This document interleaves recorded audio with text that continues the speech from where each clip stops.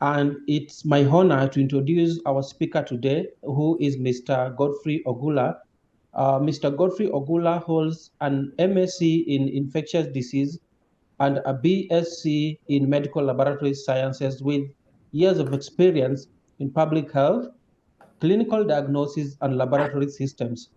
He brings a wealth of knowledge in quality management and risk mitigation in medical laboratories.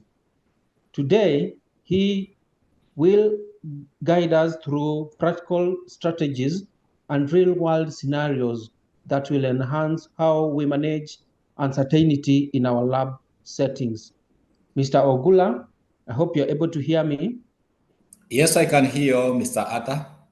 Thank you, welcome, and the floor is yours.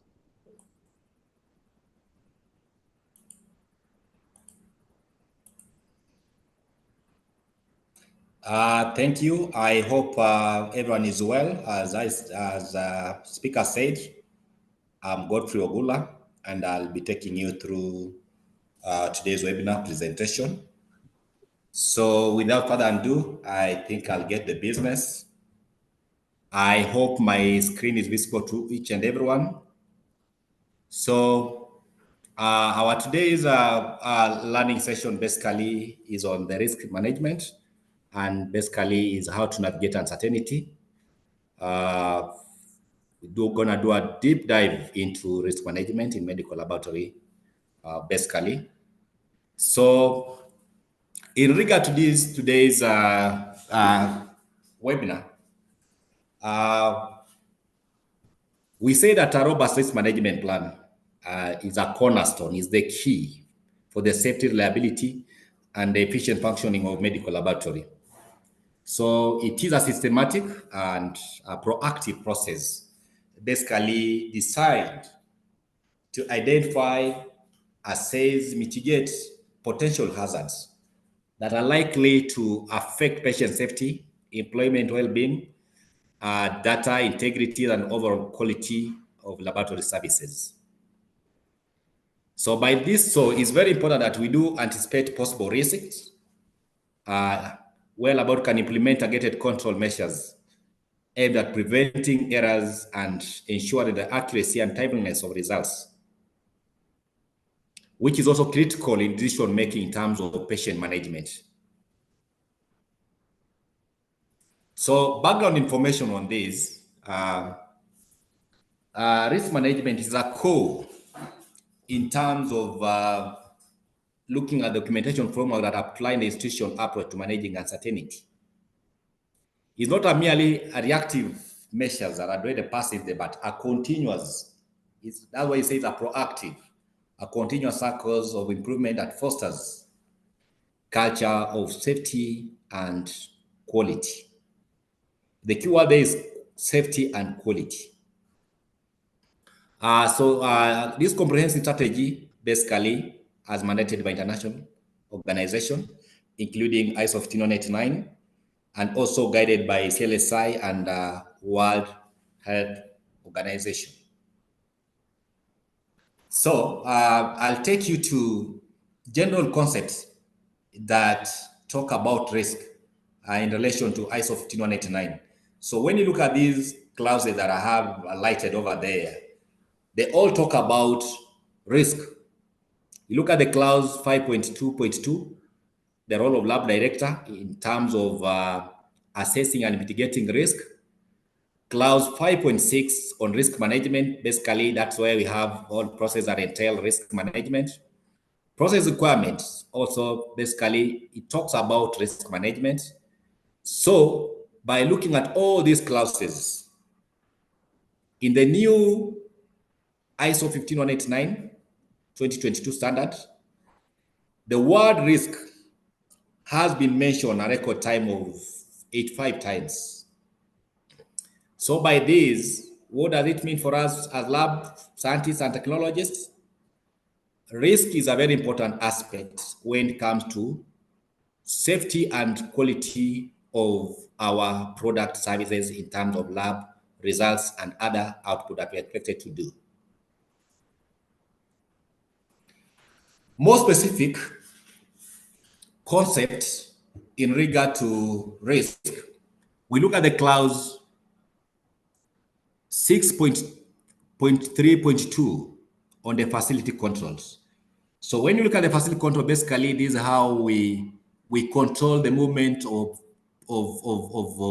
personnel in and out of the labs.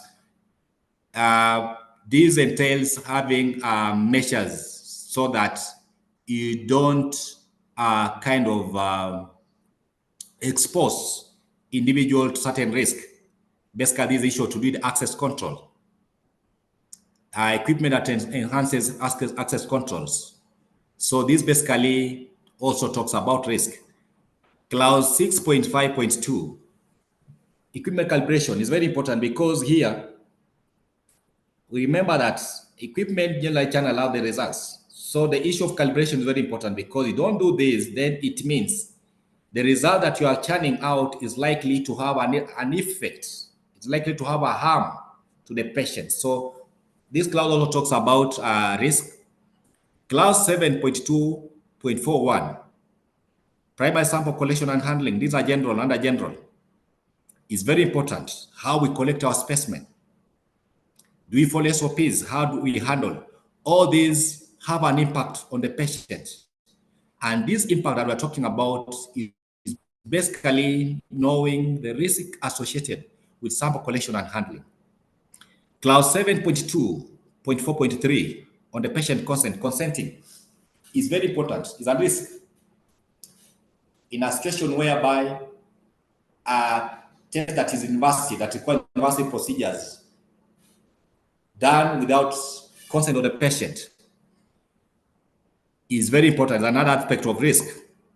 Sample transportation, how we handle samples in considering that these are biological materials is very important. It's another risk component that it also discussed under that clause. 7.2.6.2, sample acceptance exceptions. We are talking about issue of rejection and acceptance. Considerations, where you weigh patient benefits against risk, is very important.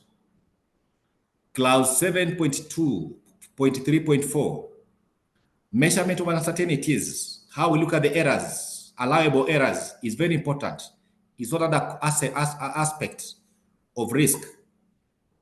Biological reference interval and clinical decision limits, our clinical ranges, very important because reporting and clinical decisions are basically based on that. So consideration has to be made so that the ranges that we give are acceptable within local population or within local dynamics. Clause 7.3.7.2, IQCs, internal quality controls. How we perform IQCs is very important because failure of IQCs and proceeding to churn out results has effects on the general outcome. That is basically in regard to patient management. Is another area that has been discussed in regard to risk. 7.4.1.4, special consideration for results. Very important. Automation, review, release, and additional information. These are some of the clauses in the new standard that talks about risk, where all risk is mentioned. So these are very important considerations that have to be considered for any lab that is considering to manage risk in their daily operation. So away from that introduction on the areas within the cloud that talks about risk management. So let's get to risk management as a separate entities that encompasses all those clauses that we have just mentioned. So laboratory management shall establish, implement, and maintain processes for identifying risks of harm to patients and also opportunities for improvement associated with the examination and activities, and develop action to address both risk and opportunity for improvement. So these are an extract from ISO 15189, and we are saying that the lab shall. So is a must. we need to have a system in place of establishing and implementing. How do you do this system? Then it means our procedures, our policies, we need to come up with SOP that really guide us on how to do with risk management. So it is the role of the lab directors to ensure that the processes are evaluated for effectiveness and maybe modified if they don't conform to intended function or when they identify that are being effective. So footnotes reference there, you can see ISO 22367, that is the managing risk medical laboratories, and note 2, that 501 for laboratory biorisk. All these it talks in details about how labs should go about risk management. So when it comes to risk management plan, there are core areas that lab or individual performing these really have to be considerate of. Very important is definition of the purpose of the plan and the laboratory that it covers. Scope of the lab activity is very important when you are setting up a risk management plan. What is your scope? What is your area of coverage? What is area of your operation? So you really have to map this. And mapping this gives you a leeway on how to do assessments and come up with mitigation measures. Once you do this, then it's very important also that roles and responsibilities must be clearly defined. Who is responsible for each activities after mapping the scope, all the way from the senior management to bench level. So basically here, the roles, this is a whole team role that have to be defined. You look at your organograph. So when you're mapping these, you also have to encompasses, or you have to be considerate of your organogram. See how your organogram is choreographed, and from that, assign roles based on this, so that is a team activities that all involved individuals are participating. So the risk management process, basically here we are talking about details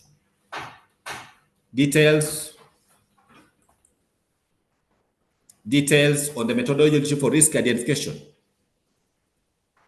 assessment, control, and monitoring. So how do you attain this? Is imperative that you have a risk register. These are central documents that list all identified risks,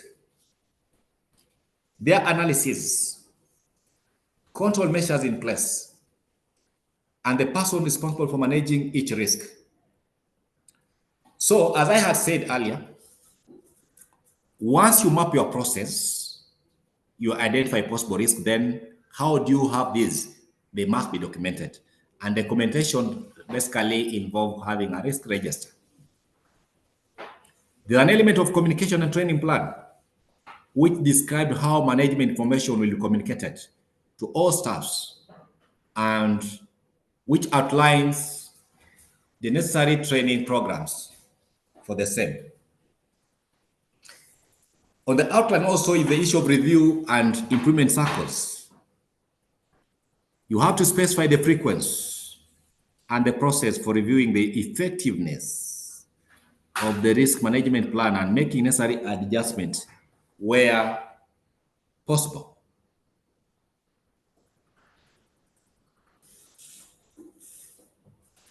So, in regard to what I have just mentioned, we have pillars: laboratory risk management. And these pillars encompasses the following.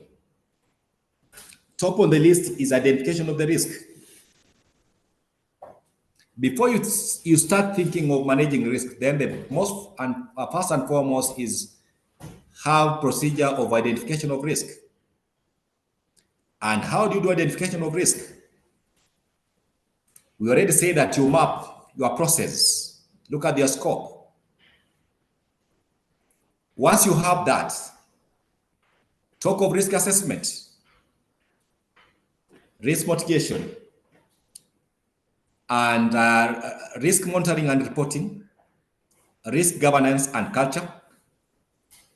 So once you have this, then you should be in a position to have a proper system of managing risk. I'll explain the mention in detail in the coming slides. So what does the process require? We say the lab shall identify potential risks for patient care in pre-examination, examination, post-examination process. Going back to what I have just said, basically the three elements talks about the process, sample processing cascade. We are looking at the pre-examination all the way from setting up SOPs, because before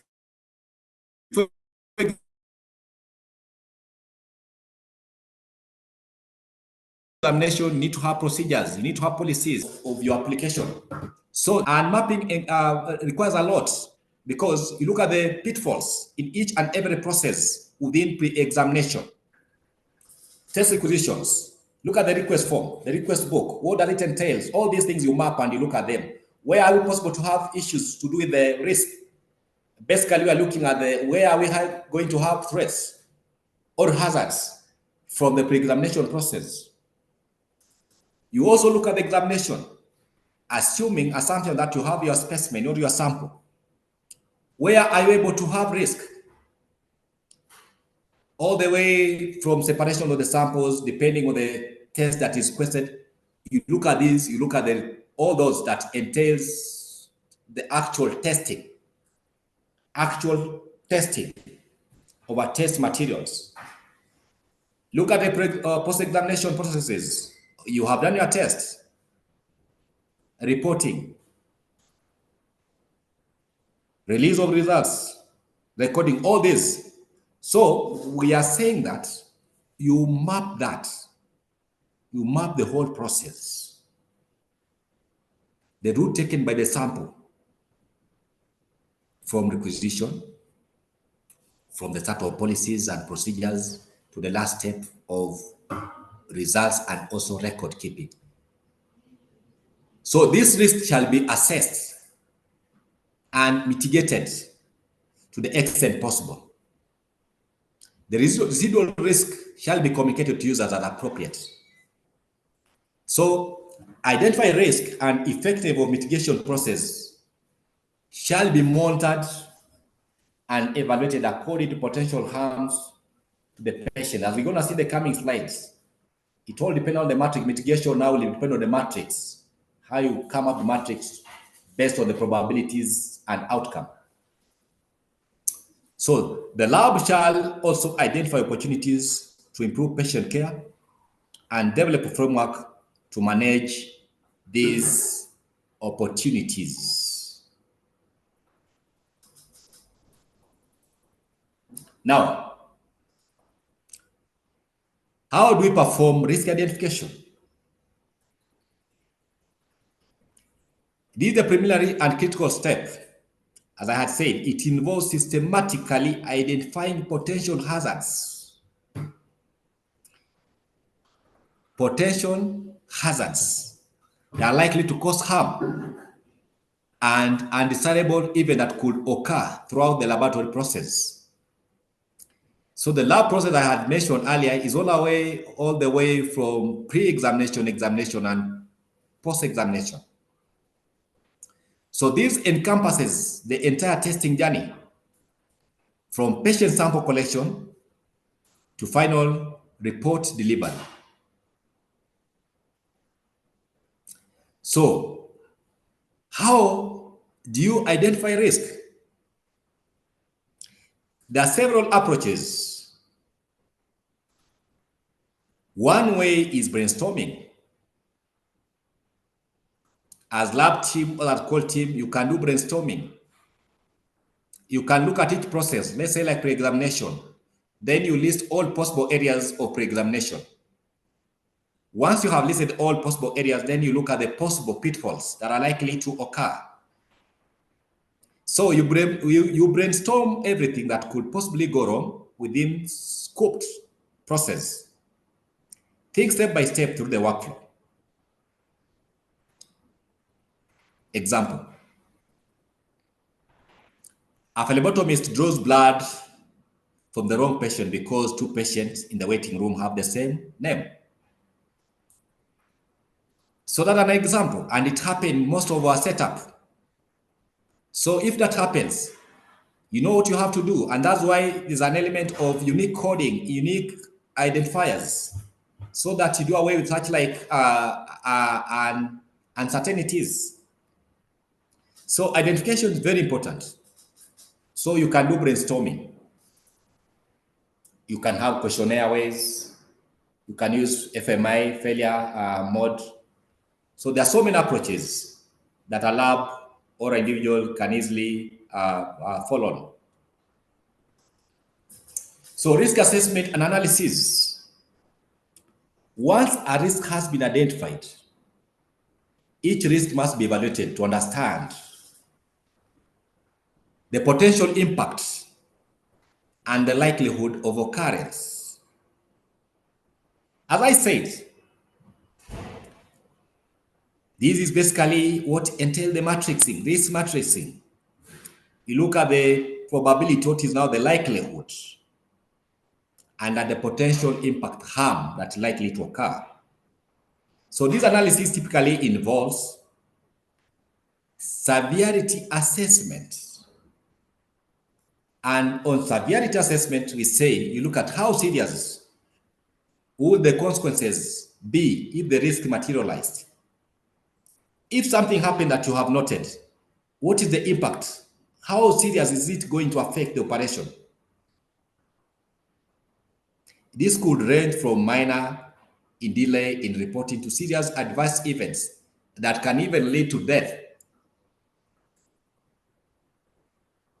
of a patient in a question. Probability assessment. How likely is this event to happen? What are the chances of it happening? And this basically can be based on historical data. You can look at the records, go back to your records, do analysis, process analysis, and expert opinion. Expert opinions, basically you can go for literature reviews, publication, read, and also understand how it has happened in other setups. Then you mimic the same thing in your labs. You try to mimic, is it likely to happen in my own setting? Risk level determination. And this is now where you have your risk. By matrixing, now you do the risk level is basically a product of severities and what? Probability. By combining severity and probability, the risk levels are generated. For example, you can have risk level that is low, medium, or high. And as I said, this basically pegged on risk matrix, which will help in prioritizing risk in terms of how you mitigate.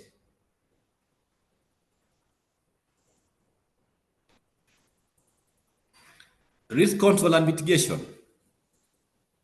So for each identified and assessed risk, appropriate control measures must be developed, implemented either to eliminate or reduce it to an acceptable level. These controls may be preventive or detective or corrective. So preventive, basically we measure taken to prevent adverse events from happening in the first place. What measures do you do? For example, there are several approaches, or there are several ways you can do this. If it's a risk that is related to equipment, how to prevent this? By having regular equipment maintenance, having planned preventive maintenance of equipment. You have a planned preventive PPM for all equipments, which will ensure that all required service of equipment within your labs are done as per schedule. The preventive, other example, preventive is staff competence. Yes, we are working, but we need to have a framework of having periodic competence trainings to see whether our earlier learned skills are still being utilized or we are working as per SOPs. On detective, measures that help to identify risk if does occur. We have measures like quality control checks, proficiency, the EQAs. Those are some of the detective ways of checking on risk. For corrective, we are looking at the action taken to minimize the impact of an adverse event after it has occurred, and also to prevent it from recurring. So in this, you have to do what we call incident investigation.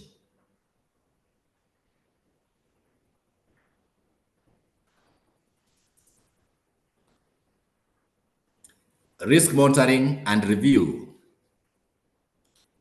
Risk management, as I said, is an ongoing process. So the effectiveness of implemented control measures must be regularly monitored and reviewed to check its effectiveness. Is it working or not working? As you'll get to understand the coming slides, you'll be able to see how that is done. These involve tracking key performance indicators. If lab has identified some performance indicators, they have to be tracked. They have to be tracked. And that's why there are timelines for tracking these. And at the end of it, you check whether the initiated measures or the indicators from the measures you have taken is really working. Analyzing incident reports. Periodically assessing risks to ensure that the plan remains relevant and effective in a constantly evolving laboratory environment.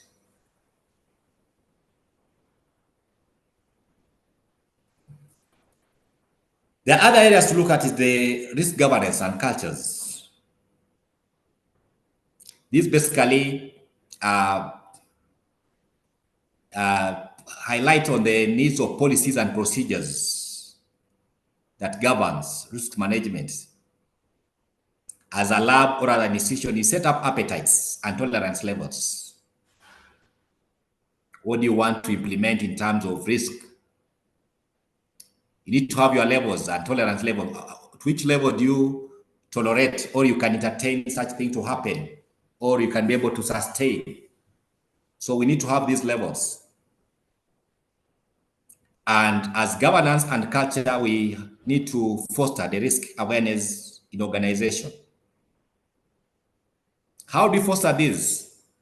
Having a window, free window of reporting errors. We don't hide them. We should be reporting them. So you foster this organization because it's only obvious or it's only possible to solve this risk by having an open window of reporting errors that are likely or have arisen in your working.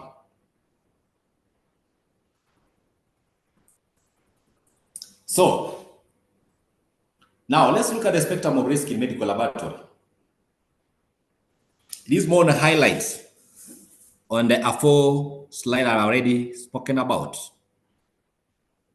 The potential risk within a medical laboratory are diverse and can be categorized across different phases of testing process and operation areas.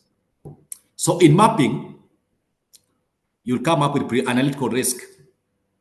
And these are errors that occurs before the sample is even analyzed. And they are the most common sources of laboratory errors.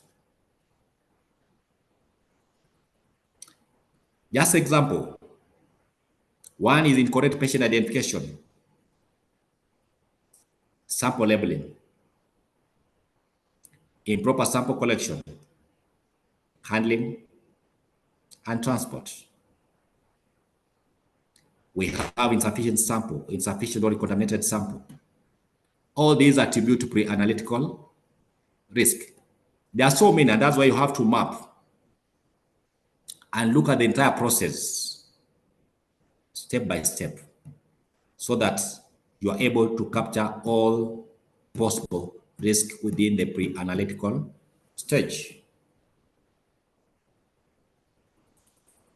So analytical risk, as we said, this is more of an examination.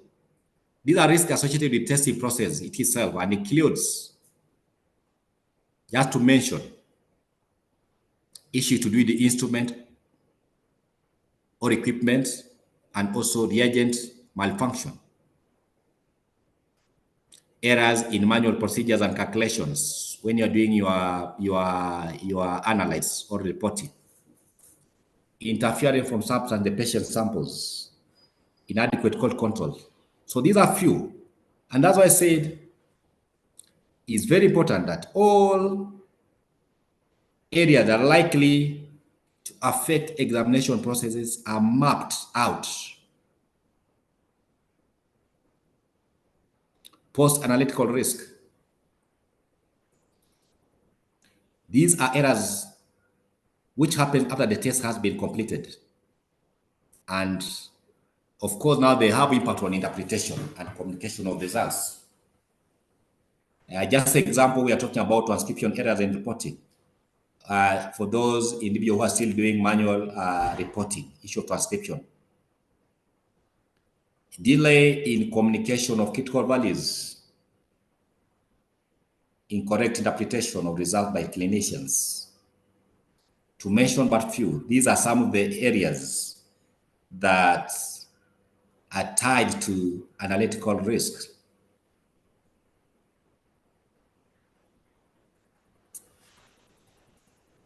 Biosafety and chemical risk, away from process risk. Medical labs handle varieties of hazardous materials. And of course, all hazardous, they have effects. They can have effect on the staff and environment. Just to mention, these include exposure to infectious agents through inhalations, splashes, and needle stick injuries. Hazards associated with flammables, corrosive, these are chemical hazards. Operation and IT risk. These encompasses broad organization risks such as staffing shortage. Staffing shortage is a risk. Why risk? Because now assuming there's a high workload, we may have errors. Overworking on minds, poor decision because of being overworked is a risk. Inadequate training is a risk. And that's why the KMLTTBs with their providers LMSK have come up with CPD provisions. These webinars is one way of addressing risk associated with what? Inadequate training. Brilliant. Fail in the laboratory information system. Another risk. Then the issue of breaches of patient data confidentiality. If this is a breach, that is another risk.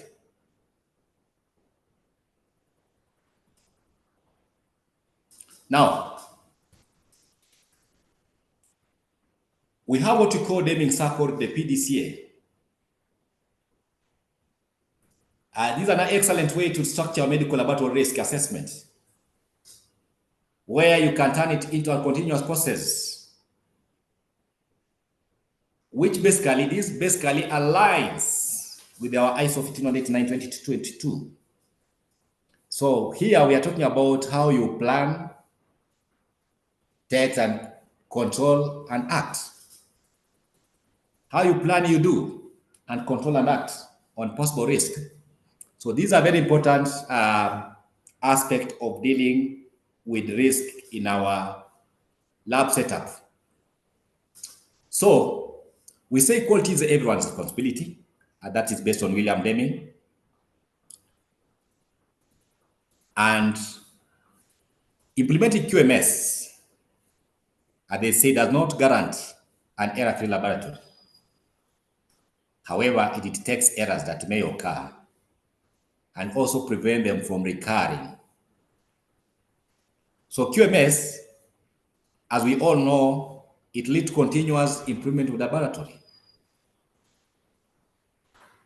And we are saying laboratories not implementing QMS guarantee undetected error. So QMS is very important. Quality management system implementation is very important aspect of ensuring that possible risks are identified, mitigated, and controlled, and even dealt with fully. So with the application of Deming Circle, we are able to planning or plan where we have P. Basically, these highlights on the how to establish framework for your risk assessment. It's an excellent way to structure medical lab risk assessment. As I said, it's a continuous, so you turn it from one-time task into dynamic process. That is a circle. This is the preparatory space where you define what,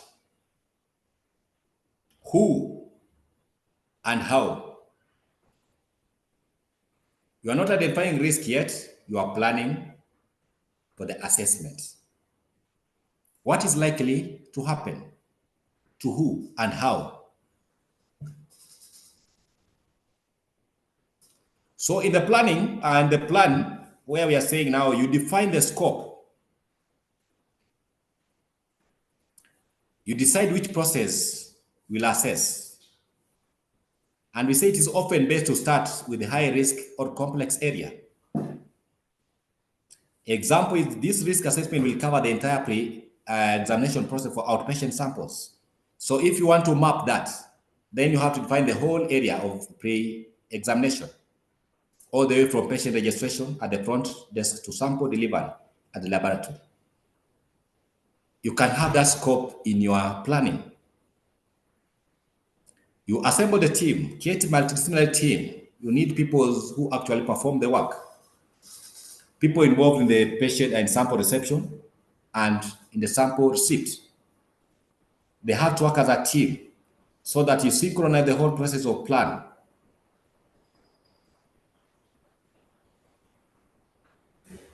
Then you ought to establish methodologies. You define the tools and criteria you use to evaluate risk.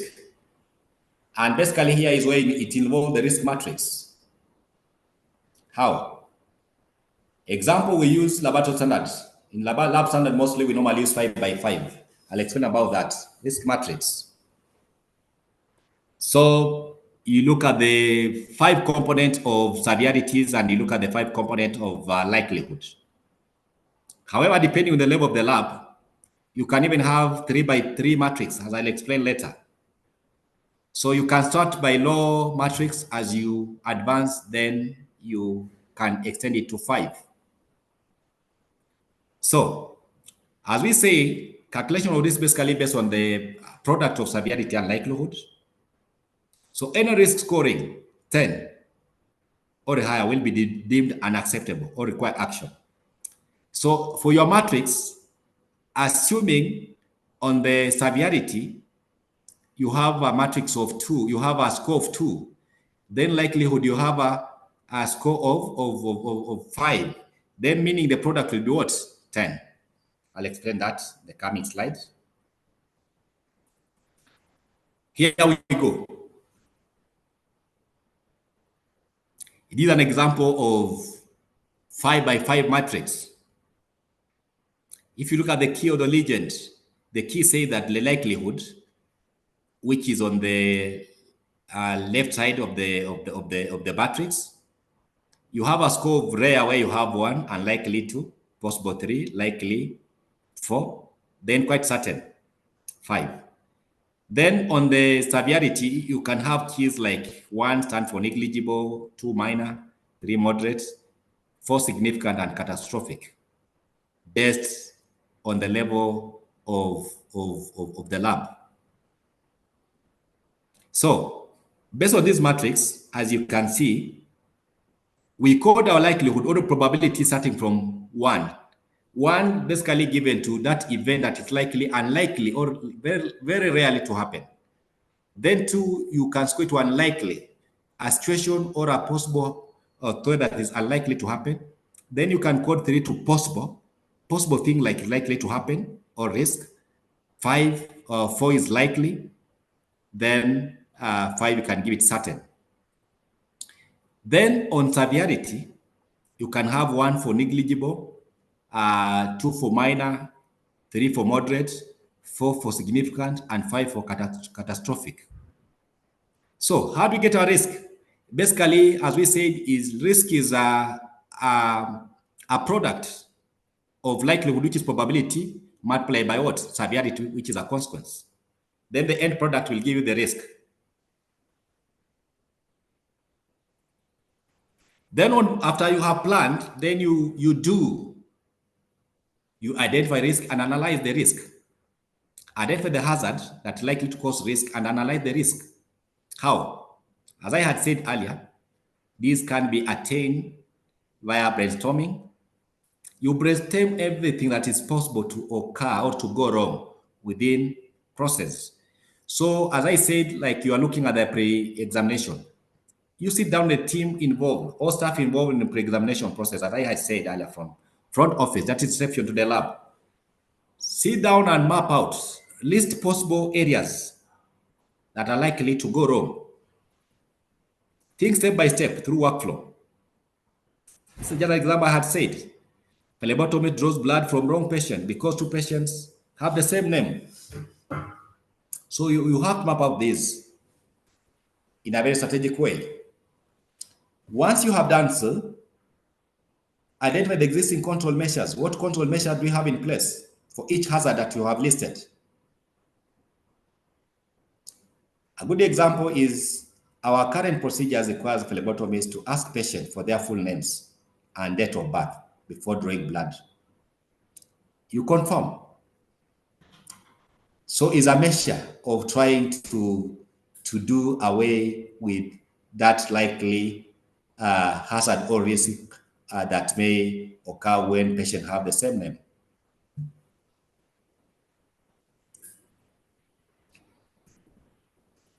On the same, you also analyze the risk. You can use your predefined matrix in the planning phase. Score the risk with the current control in place. A good example here is like if this happens, it is catastrophic. Then if it is catastrophic, then means that it will give you the highest score, which is 5 by 5, that is give you an end product of 25. And we are saying this is likely to lead to major, if in a lab setup, is likely to lead to major misdiagnosis and adverse patient event. Likelihood. Despite the verbal checks, human errors can still occur, especially during busy periods. So we'll rate this likelihood as possible. We score it maybe like, let's say 3 out of 5. Call the end product, the end score there, the highest level of our matrix is 5, so you'll give it like possible. So the risk score here will be severity, which was 5, then multiplied by likelihood, then you have your score of what? 15. And we are saying these are unacceptable risk based on our previous criteria, the matrix. And that's why we use a Gantt table where we color code starting from mild color to harsh color.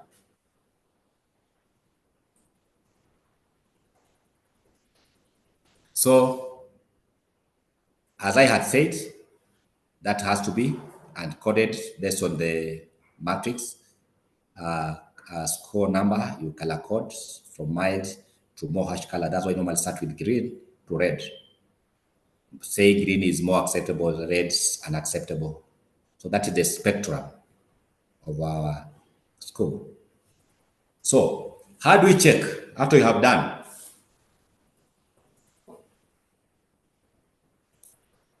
So you evaluate risk levels and also control its effectiveness, control measures effectiveness. So compare the calculated risk scores against your acceptability criteria. A good example here is the risk score of 15 for wrong patient blood draw is well above our acceptable threshold of 10 that I had mentioned. So the existing control now, which is verbal confirmation, is not sufficient to mitigate this severe risk. Because there we said you ask patient to confirm, but still we are having this outcome of 15. Then means our measure that we had put in place that saying, okay, you have a request form and you ask your patient for confirmation is not working. So you go and sit down and try to come up with the proper measures of mitigating that so that it falls back to an acceptable level. So look for real world evidence or near misses related to this risk. Good example. You can review incident reports. That is essence of having records. Review incident report from the last year. Show two near misses where patient was almost called in using wrong paperwork. And this confirm the real risk. Let me give you an example, maybe with disclaimer. You remember the case we had some years back at KNH where a wrong patient was amputated? Those are the risks you are looking at. So you really have to have measures that make sure that you don't fall in such like scenarios. So have proper measures that will prevent such mishappening from occurring.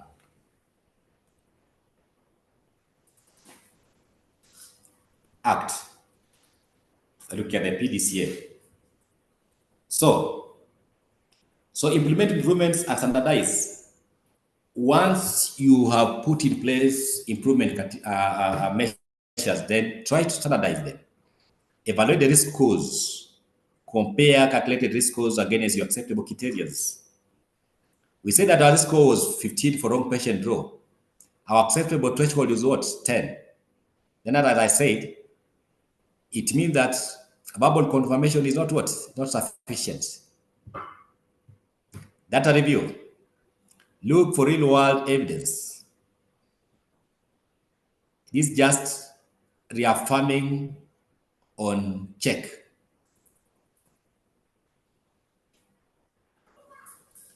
So, in summary, well-structured and diligently implemented risk management plan is not just a regulatory requirement, but a fundamental commitment to patient safety and quality care. It does empower medical lab to move from reactive to proactive stance, ensuring that potential problems or risks are identified and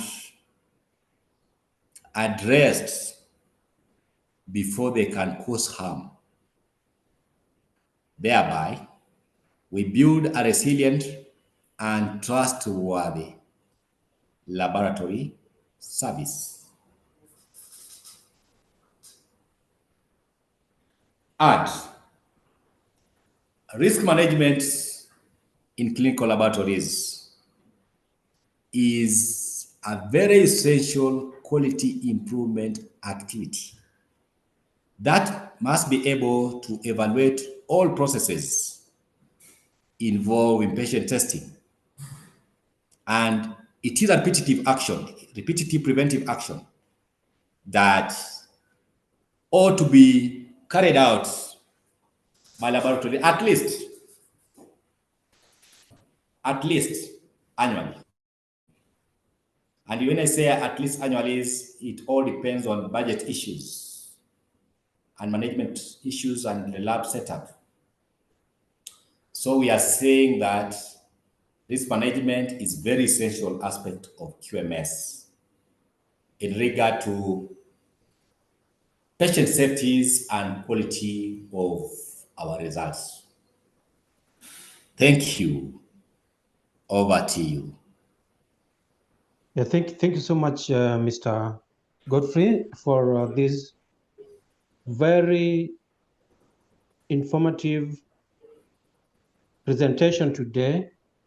And therefore, we want to move to our Q&A so that we are able to also learn from the questions that have been generated.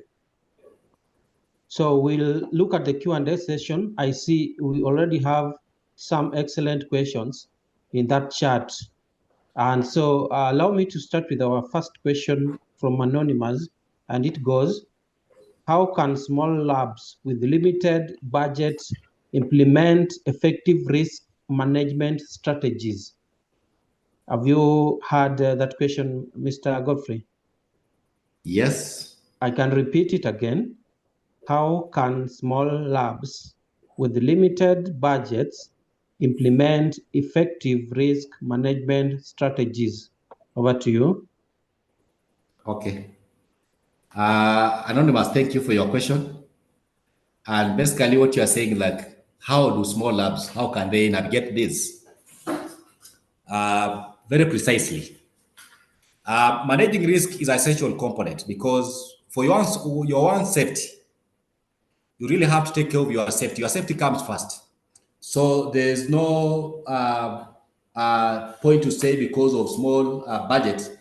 You just start with small because what I was saying is even based on the matrix.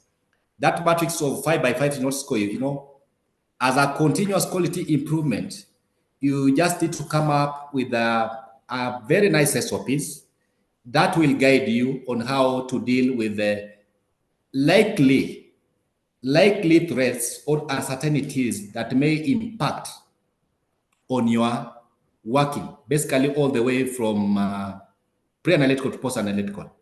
So how do you do this? Come up with a small checklist, risk assessment checklist that encompasses the three important steps in specimen processing: pre-analytical, analytical, in consideration that you only focus on key areas that are likely to affect your safety, patient safety, and the quality of results. So you don't have to have a bigger budget for you to implement risk management in your setup. You don't have to do that.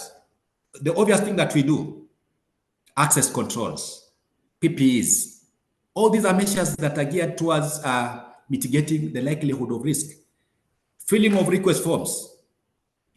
What does it require? You have a request form. Do you ensure that clinicians fully fill the request form the way it should be?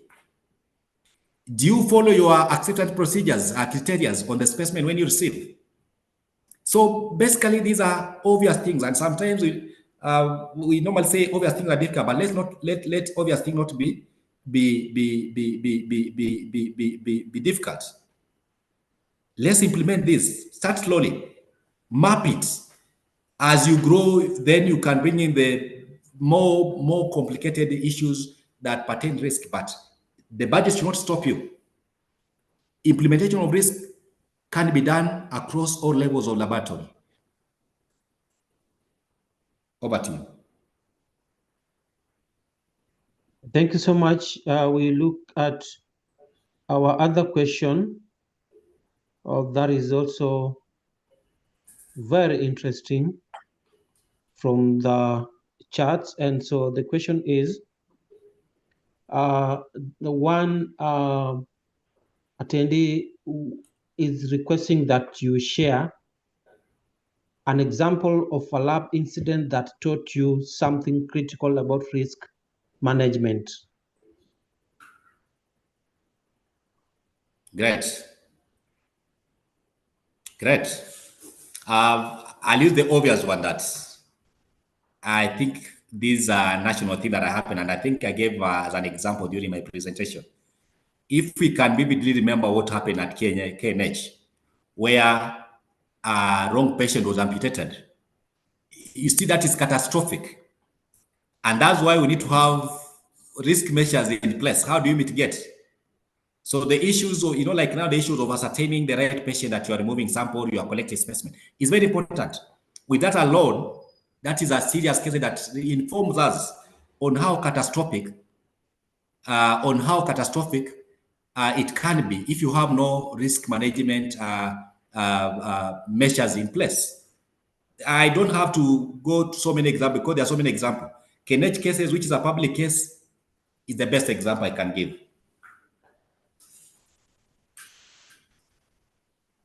Thank you so much. Our next question is from Bernard Odindo, and it goes, in an audit, what are the key evidences to look for in case of risk assessment? Over to you.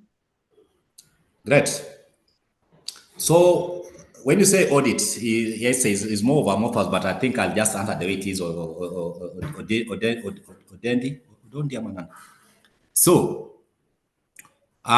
in audit, because now in audit, when you say audit, audit, what are you auditing? When you're talking about audit, let me give an example now, maybe like you are doing audit of maybe of a lab based on ISO 15189 2022. So in audit, you look at all aspects of the clauses all the way from the beginning to the last. And when you have a checklist, because I remember I said in the new standard, risk has been mentioned like 84 times. 84 times. So the question on the risk, like which areas, because all areas of QMS, all areas of the standard are very essential because they're interlinked. So you cannot say this area is more severe than the other. They have to be implemented wholesomely, are in tandem with all other clauses. So it all depends, because if you say now you are selective, you'll not be doing audit. Audits should be blinded. You know, like now you have already preformed, you are prejudicing the process. So you are doing audit wholesomely without favorism or biasing. And remember, as a principle of audit, you remember issue of biasing, it's very important. You really have to consider that. So you consider all the areas without biasing, because each aspect is likely to emanate a risk. Over to you.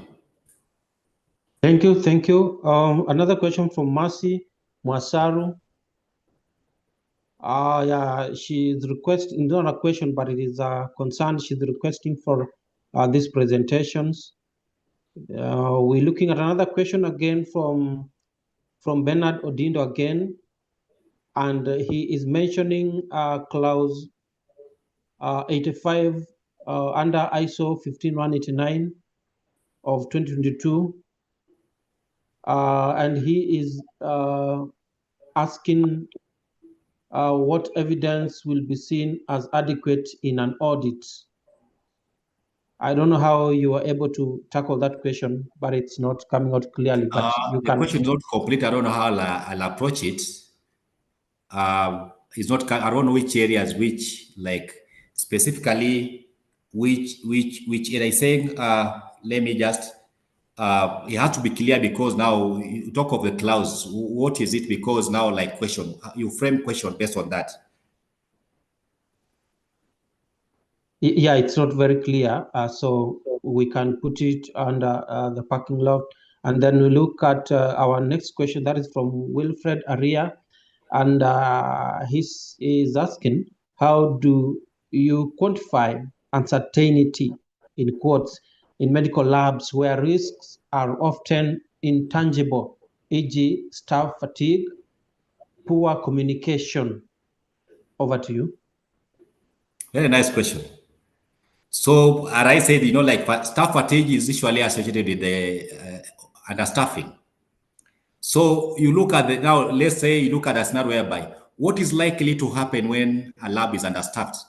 Brainstorm, as I had said, as a way of looking at this. Try to release down possible things that are likely to happen when staff are understaffed. Because understaffing with that fatigue, what is likely to happen? Misreporting. It may be misreporting, even wrong units, or not reporting, poor TATs. So all these are risks. I hope we are together on that. So you look at the possible things that are likely to happen. Sit down as a lab team. Look at the possible things. If you are if the number of lab staff is less, what are likely things that can happen and how are these things likely to impact on our quality and safety. So once you list these things, then you'll be able now to know how to mitigate each and every aspect of pitfall or of shortcoming based on the on your brainstorming session.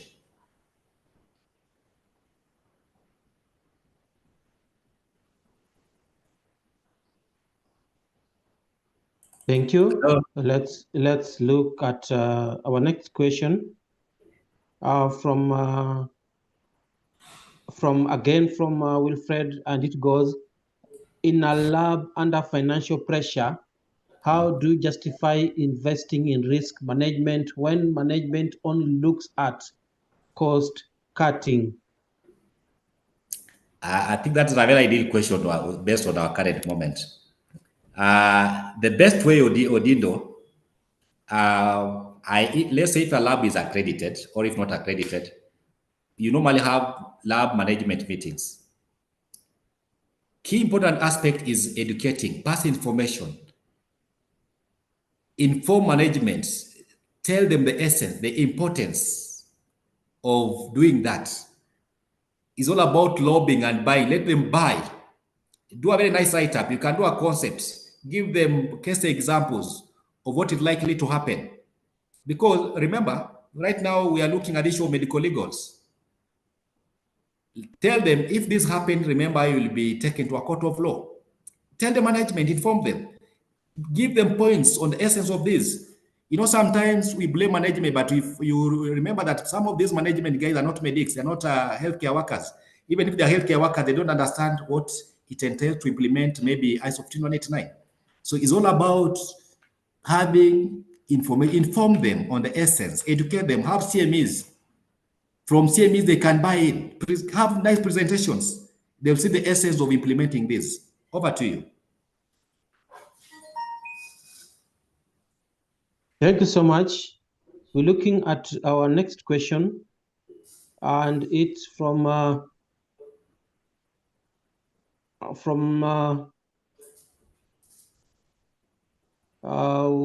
question from let me see, from Yona Chetambe Kutete, and it goes: can untimely transfer of staff be termed as poor risk management in this case scenario? Over to you. Very true. In fact, now sometimes work I was reading on some of the literature reviews regarding that. High staff turnover is a risk. Why a risk? Issue of consistency and adaptability. New staff coming on board with the poor orientation and lack of competence assessment is a risk.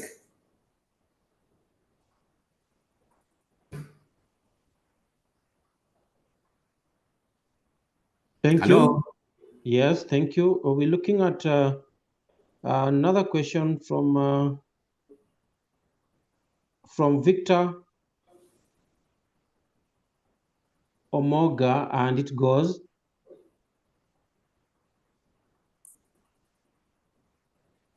yeah, it's kind of, the question is kind of not clear, but let me frame it. Like, how can an officer convince the question is a bit not clear, but how can an officer convince profit on lab management that is adamant in using resources to implement risk management? I mean, how can an officer convince a lab that is that risk management is important? I think that is the question generally. Okay, how can you convince? Basically, look at your own safety and safety of the patient. You don't identify risk, you don't mitigate risk, they will have effect on you. You can easily get an infection. If there are no measures, you can easily transfer infection to the patient. You can easily give wrong result that can land you in jail. Over to you. Thank you. Anonymous attendee is asking, What criteria do you use to label the scores of the risks in the severity and likelihood context to avoid undermining any risk? So, in terms of partitioning or coding the risk, whatever severities and likelihood. So, one way is historical. Look at the data, look at the occurrence, and look at the impact. However, there are things you can look at. You look at the scenario and you look at the effect.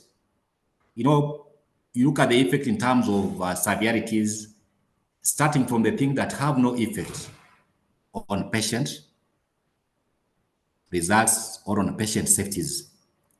So it basically is a scenario of that's why I say brainstorming. Look at a thing or look at that threat. If it happens, what is likely to happen? So with your answers, you really have to equate. Can it lead to loss of life? Is it something that can be recalled, or if maybe like a decision is made based on that, is it likely to impact on the maybe health or safety of that patient? So it's all about is relative because now we're looking at the highest score to the things that are likely in terms of severity, they're likely to compromise or affect the health of an individual. Then on the likelihood, because now likelihood is more of historical. Chances of it happening. What are the chances of it happening? Is it something that occurs obviously? If yes, is it something that occurs after this, after some times, or is it something that is unlikely to happen? So in terms of likelihood, things that are likely or can never happen, you score them low. Let's say you score them 1. Those things that are likely, they're obviously likely to happen, you score them highest 5, because these are common things that we encounter in our daily working. For severity, you are looking at the consequences. Things that have less consequences, or those threats, or harms, or hazards, they have, if they happen, then the effect is negligible. You score them low. Those that are likely to happen and have catastrophic or severe, you give them the highest score. And that's why I say that matrix, it all depends. It's not obvious that you need to have 5 by 5. You can have 3 by 3. You can have a level from low, moderate, high, or low, high, severe. So it all depends on how you map out. And that's why all these things may be also based on the facility level or facilities kind of size. So that is what you do. Over to you. An anonymous attendee also wants to know different types of risks. I think maybe he wasn't following well, but maybe you can refresh. So when you say risk, sometimes the word risk, we look at the word risk. What is a risk? Here, in our, we're looking at risk is basically a product of likelihood of an event multiplied by consequences that is likely to happen. So those things that are likely to impact on the performance, or they that have effect, or they have harm, they are risk. So how do you map risk? In both saying, you can map risk based on how you see it. Because now when you talk about risk, as I had said earlier, we have risk that emanates from process mapping. Those risks that emanate from pre-analytical, analytical, and post. So those risks that are usually found within our processing cascade or processing pathway, you can have them as pre-analytical. Those things are likely to happen before sample is tested. Then those things that are likely to happen when sample is now in the lab being processed, you have them as examination or processing risk. Then those things are likely to happen after you have already now processed the specimen. Maybe now you are reporting, you are releasing results, you map them as what? Post-analytical. In addition, you may have risk as biorisk emanating from biological process. needle prick injuries, contamination maybe from microbiology cultures, chemical hazards, they are also risk. So it all depends. You basically all I say maybe the risks are described based on their source. You can have them based on the process of the sample processing, or you can have them based on the nature of the risk in terms of either biological, either chemicals, and the rest, even ecosystem whatever that may have from arise from working environment. Over to you. Yeah, thank you. Another question from from Samson. I'm interested in this part of EQA, and he wants to know what risks lack of purchasing EQA into our labs can pose to our patients. Over to you. Nice question. What is the essence of having EQA? Because in the lab, we have so many control systems that ascertain the reliabilities of our results. One is IQC's internal control measures. Hello? Yes, yes. Oh, I thought maybe I'm off the line. So we have IQC and we have EQA. So when you talk about EQA, basically here now you are performing samples from other source other than your lab. And for EQ, of course, now that is you're trying to see how your performance is rated against other labs, other peers. Just like saying, if you are running and maybe you are doing exercise in the field, you're running around and you may think maybe you are the best runner. But when you go for maybe a competition where there are so many people, you end up finding yourself maybe the last number. So you must see how you perform against your peer based on the same level of setups. Number two, lack of EQA doesn't mean that there are so many ways you can achieve this. If you're unable to enroll in EQA, we have other ways. You can do interlab comparability testing. You can do exchange of sample with other labs that have similar machines. So it doesn't have that you have to enroll. There are other ways. The ISO 15189-2022, it gives us a leeway. If you're unable to enroll, then you can do comparability testing with similar labs with similar machines. Is acceptable. You can also use maybe like for this case, maybe let me give an example of microbiologists. If you have non-controls from other labs, you can still use them as to see how well your biochemical tests are giving you results. So there are so many ways. So not enrolling should not stop you from assessing yourself, your performance. So you have other ways like the lab comparability testing. Yeah, thank you. Our last question from Wilfred Aria, and it goes, risk scoring system often cap severity at 5 or 10. What if the real world severity is catastrophic, such as loss of accreditation or patient's death? Does the model underestimate such risks? Just repeat the question, I get it properly. Okay, let me repeat. Risk scoring systems often cap severity at 5 or 10. What if the real world severity is catastrophic, such as loss of accreditation or patient death? Does the model underestimate such risks?